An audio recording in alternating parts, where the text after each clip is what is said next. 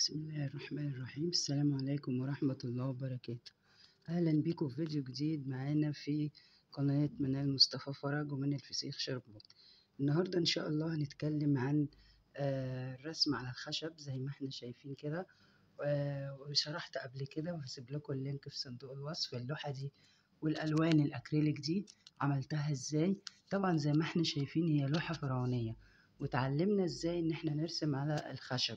فبعد انا ما رسمت اللوحة ديت، هي طبعا بقالها فترة طويلة، فعايزة اعرفكم لو عندنا رسمة او تصميم على خشب وقعد فترة من الزمن، هنلاقي مثلا الخشب بتاعنا ابتدى يطفي، ابتدى مثلا يحصل عليه الالوان تتغير او تقلب. فازاي نعالج الموضوع ده؟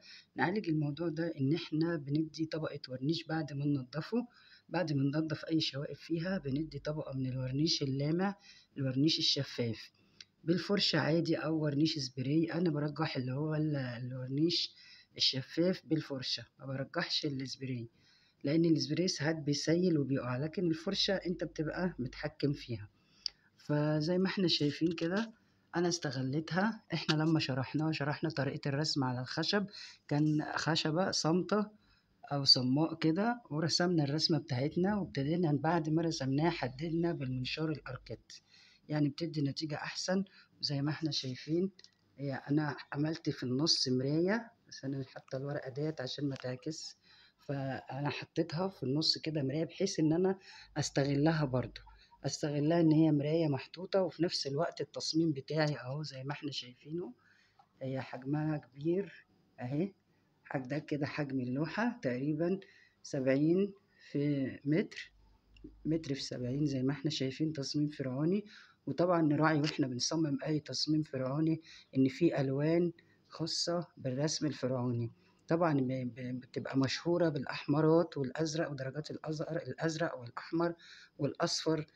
دي الوان فرعونية زي ما احنا شايفين. معلش لو الاضاءة ضاربة شوية فيها، بس احنا شايفينها هما الاتنين كده، التمثالين اللي شايلين زهرة اللوتس هما زي بعض بالظبط. فأنا بوريها لكم من بعيد اهيت عشان تفاصيلها تبان أكتر أهي، أو حجمها يبان أكتر. فأنا بعد ما رسمتها كانت على الخشبة عادية جدا، فجيت بعد ما رسمتها قلت لأ، لازم أحددها بمنشار الأركيد زي ما احنا شايفين عشان التصميم يبان أكتر. وبعد ما حددتها هي كان هنا كده كان خشبة برضه، فعشان طبعا تبقى قوية وما يحصلش فيها تقوس في الخشب أو تتكسر، فجات لي الفكرة إن أنا ليه ما أفرغش الجزء اللي في النص ده واستغله. أو أنا بستغل إن أنا بعلق لوحة جميلة وحلوة ولوحة فرعونية، بس برضو إيه المانع إن أنا استغلها في البيت، أو استغلها كلوحة وفي نفس الوقت استفيد بيها. فعملت المراية ديت وعلقتها، كده في أوضة الريسبشن، لو أي حد داخل أو كده، أو مثلا خارج برضو عايز يظبط حاجة، المراية قدامه أهيت يبص فيها ويظبط، وفي نفس الوقت مديها شكل جمالي زي ما احنا شايفين. هي طبعا اللمعة اللي فيها ديت لأن أنا اديت كذا طبقة من الورنيش الشفاف.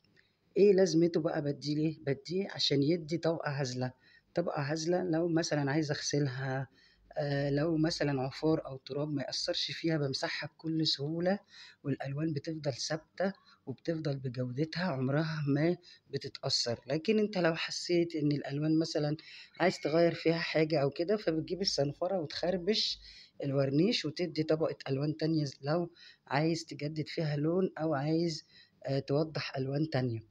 وطبعا انا جيت حددت هنا بالقلم الماركر العادي.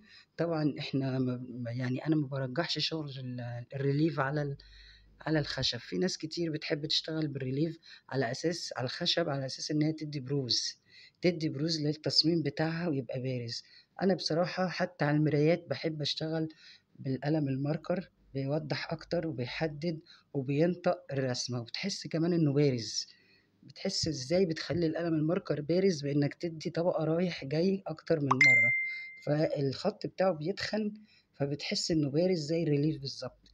لكن زي ما احنا شايفين اهو التصميم، وهنا المراية اهيت، حتى عكس بقى شغل لينا برضو متعلق اهو الفرح الريفي واللوحة اللي هي بقشر البيض. أه هبقى اشرحها لكم برضو سريعا. طبعا الفيديوهات دي كلها موجودة، بس انا حبيت على القناة، وتفاصيل اللوحة دي كلها موجودة. بس حبيت أوريكم الفكرة الجديدة اللي أنا عملتها، اللي هي المراية. يعني ممكن أي تصميم أو رسم ممكن تشتغلوه، توظفوه، مش بس إن إحنا نعلق لوحة وخلاص، لأ نوظفها كمان. يعني أنا ممكن مع المراية دي ممكن أحط هنا المسامير اللي هي حرف ال أو المسامير اللي هي المدورة، وأعلق فيها مفاتيح أو أعلق فيها أي حاجة تستحمل وتشيل معايا، طالما أنا معلقة على مسمار جامد، فده هيتحمل معايا وهيشيل. فيا رب يكون فكرة المراية عجبتكم، وفكرة إن أنا يبقى عندي تصميم فني جميل، وفي نفس الوقت بستغله في استخدام يفيدني. الفكرة تكون عجبتكم، ما تنسونيش بقى في اللايك وفي الشير، تفيدوا أصحابكم بيها، واشتراك وتفعلوا الجرس عشان يوصل لكم إن شاء الله كل جديد من على قناة منال مصطفى فرج. يا رب يكون الفيديو عجبكم. شكرا، والسلام عليكم ورحمة الله وبركاته. باي باي.